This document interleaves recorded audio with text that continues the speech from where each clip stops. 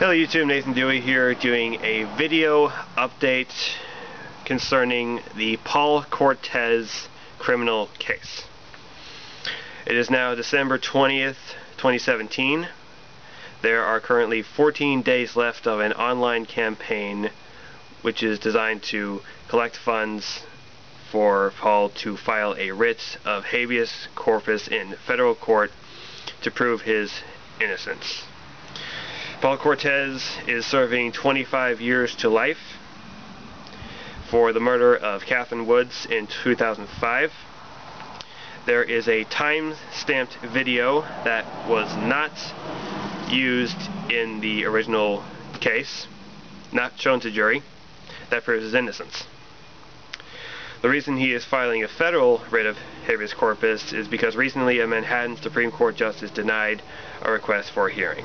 So right now he is collecting funds so that he can file for the new trial. Online campaign will be until January 4th, 2008, 9 a.m. Eastern. The website where you donate is crowdjustice.com/case/Paul Cortez/. Cortez is spelled C-O-R-T-E-Z. Article on the case from 2007 and 2017 can be found in the New York Times. I will provide a link to those in the description below. The reason I am doing this video is because I was made aware of this case through a friend of mine who also happens to be a friend of Paul. And from the evidence that I have seen, from the articles that I read, it bothered me greatly how he was treated and how the legal procedures were done. I am not a legal expert, but I did have a little bit of experience. I've been to court only once. That was over an insurance thing, but I know what it's like to be scrutinized. I know what it's like waiting on somebody else that's out of your control to defend you. And so a little bit from my own personal experience and from what I read from this article, I think there are some good universal lessons to be learned for those of us who especially live in the United States, who are adults. Chances are every one of us is going to have to deal with some type of legal issue maybe once in their lifetime. So probably not murder, but I think these lessons are pretty universal, and I think they're helpful. So I think there's 3 of them. Lesson number 1, don't assume the people in the court system are any more competent than the average idiot walking around. People my age and people that are older, we've basically been told our whole lives that people in the government, that people in the court system, people whose job it is to protect us and defend us, that they know what they're doing. They've been to school, they care about their job, they're tirelessly searching for justice. And I'm sure that's true for the most part, but other times it's a job. There are people, just like any other profession, there are people who care about what they do, and other people who are just there to collect a check. And if they can get away with doing as little as possible and still collect that check, then that's what they're going to do. That's basic human nature. And this was especially true in this case.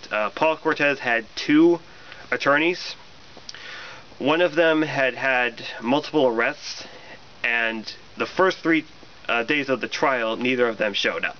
So big warning flag right there. I understand that not everybody can afford a competent attorney. Most of the time you might have to deal with a public defender or whatever, but even so, don't be afraid to ask questions. Try to hold them accountable if you can. Ask them follow-up questions. Don't be too agreeable. And this goes into lesson 2. Don't give away your rights trying to be agreeable.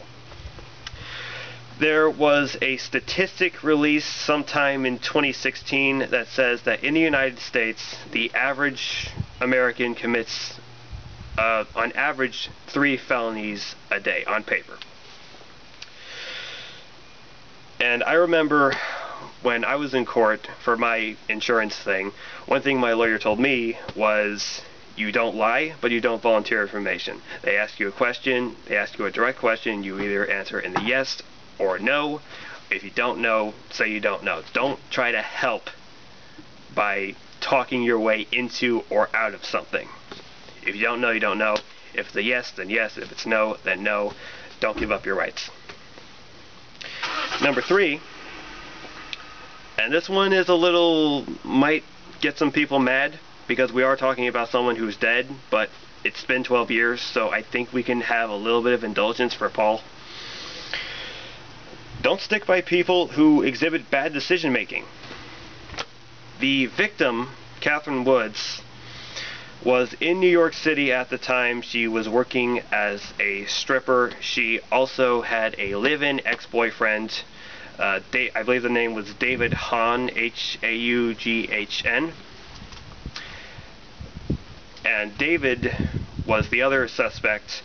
He had a problem with drugs, apparently, and he had also been grown up in foster homes. That doesn't necessarily prove anything, but it does send some basic red flags. Maybe David wasn't the best person to be around. Maybe Catherine didn't have the best decision making. Maybe Paul didn't have the best decisions. I mean, the guy would talk to Catherine every single day, and they weren't even together, and he had some other dude living with her. So, again, no one deserves to be thrown in prison for murder if they didn't do it, but just basic lessons I have to learn.